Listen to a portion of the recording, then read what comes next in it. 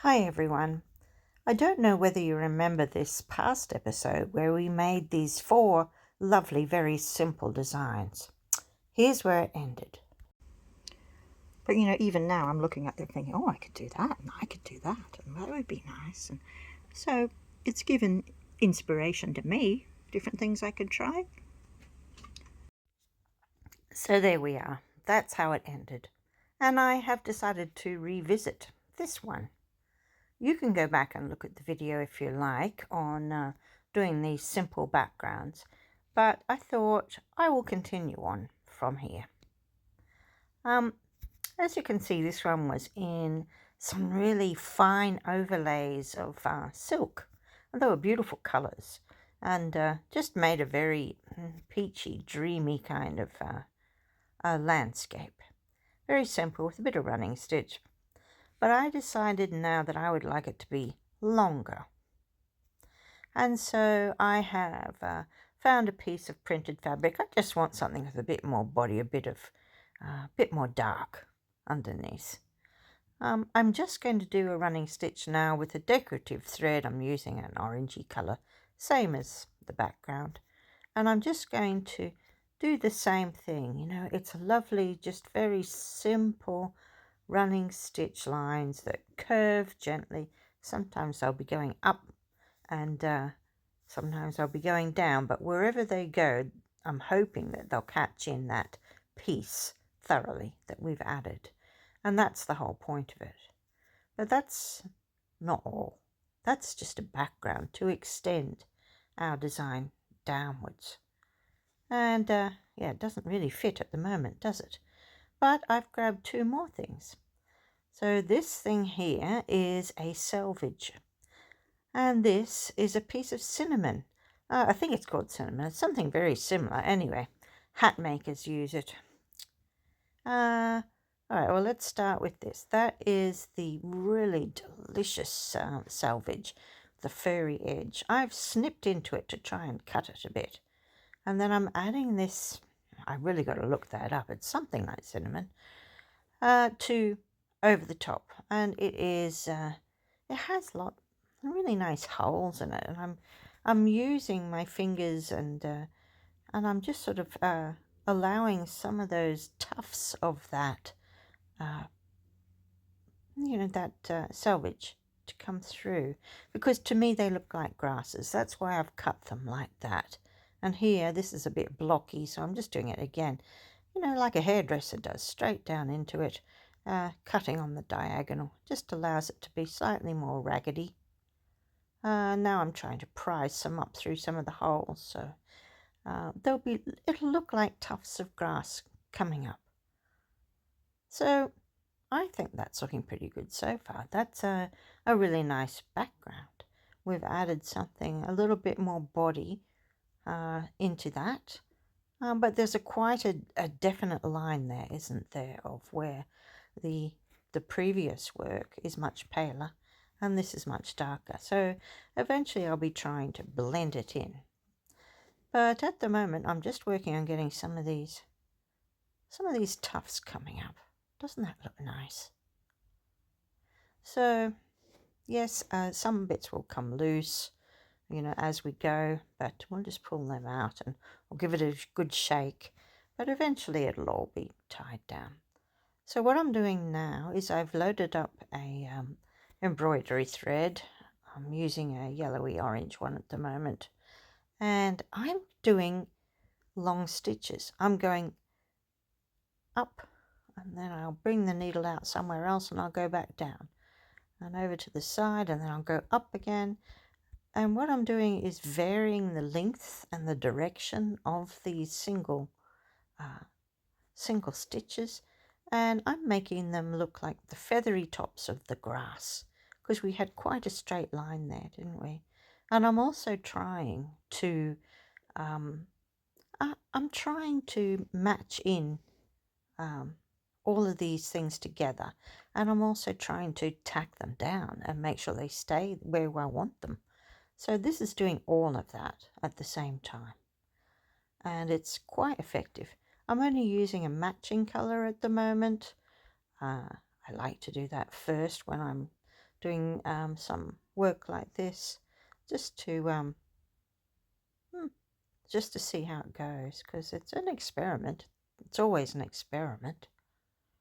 But I like this. This is a good start, I think. And it's made it that little bit longer, which is what I was after. Anytime you've finished with a thread, pull it through to the back, do a couple of stitches on top of each other to knot it, and trim. And start again. Now look at that. I think we've got those wavy hillocks of grass. I think that fits in quite nicely with what we've got. And now I'm grabbing out I love these, if you keep one of these on hand to show you, what you might like. You might like it straight up like that. You might like it down. You might like it on an angle. That might be a better picture for you. And you just keep shifting it around to see how you might like it and which bit you want to concentrate on. It allows you to see the whole picture as a picture rather than just concentrating on all the separate elements. So I really like it. So we'll lose that for now. That's given me some ideas. I'm grabbing some of this mustardy thread. Just show you here a close-up of what I have been working on. So it's just doing the same thing with a different thread, a different colour. If you've ever noticed fields of grass, there's light and there's dark and there's quite a few colours in there. And that's what I'm trying to reproduce here. Some light ones, some dark ones. And also varying, like I said, the length of the stitch, the direction of the stitch. Sometimes they cross over. I'll show you in a little while. Some of them I did with a nice little French knot on the top, so it looked like a seed head.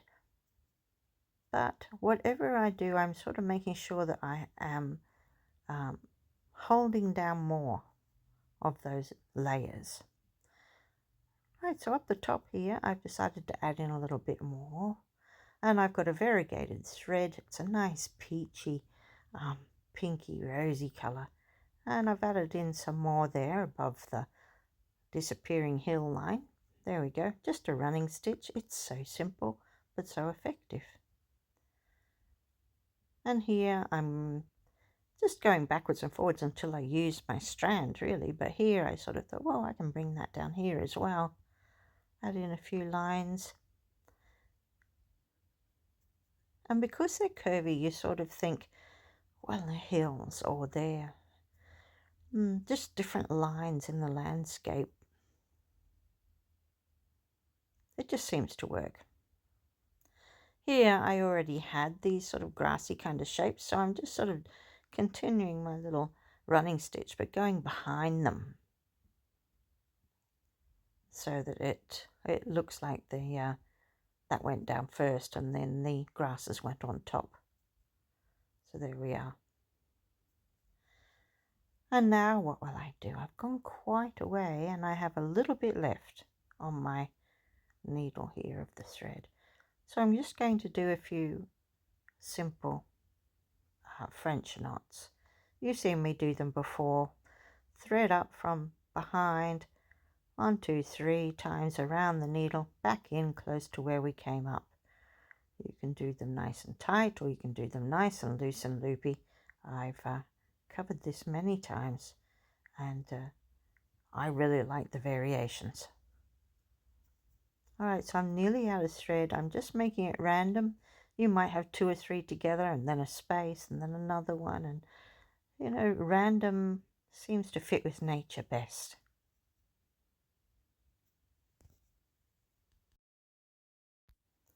Now let's look at some other colours. That's a really nice peach colour, and it was in there up the top. I do want to add a lighter colour down the bottom eventually. Yes, I'm a bit indecisive though. At the moment I think I'm going to go some darker colours, because can you see that really strong line that we have from the old part added to the new? It's a very strong dark line, and I would like to trick our eye into thinking that that's not quite as strong as what we think by blending. And so I'm just going to do the same. I'm just going to do some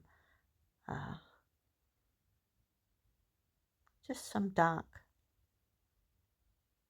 straight lines, like I said, and sometimes they're small and sometimes they're long. Sometimes I like to do a French knot on it. Like I said earlier, when you return the needle after you've wound the thread around it, here we go, 1, 2, 3, and then put the needle further away, and it will leave a nice stalk with that lovely little French knot on the top. Looks a great deal like a seed head. Anyway, it adds a little bit of variation and a little bit of texture. So I'm just adding those darker bits in for now. And I think that helps. There, let's have a closer look there. See the little seed heads. And I'm going to do the same up the top here because it really was such a strong line that I'm trying to break that up a bit.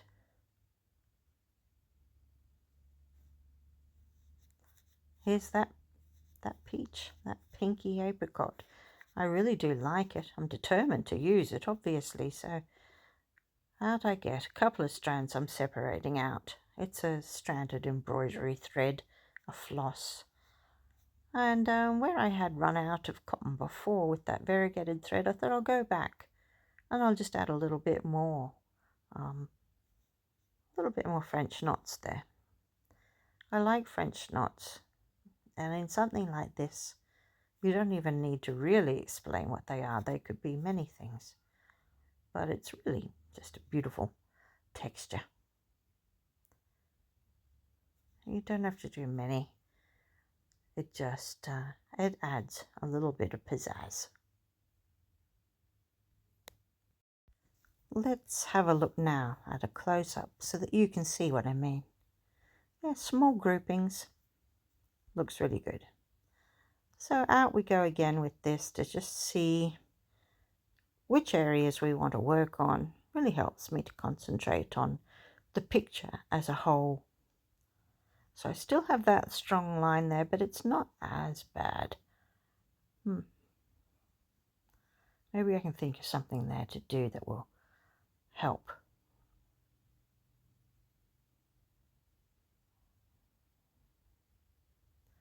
Okay, so this time I grabbed a thicker thread. It's a pearl cotton. It's variegated. It has some lighter colors, beige, whitey colors, through to grays and browns even.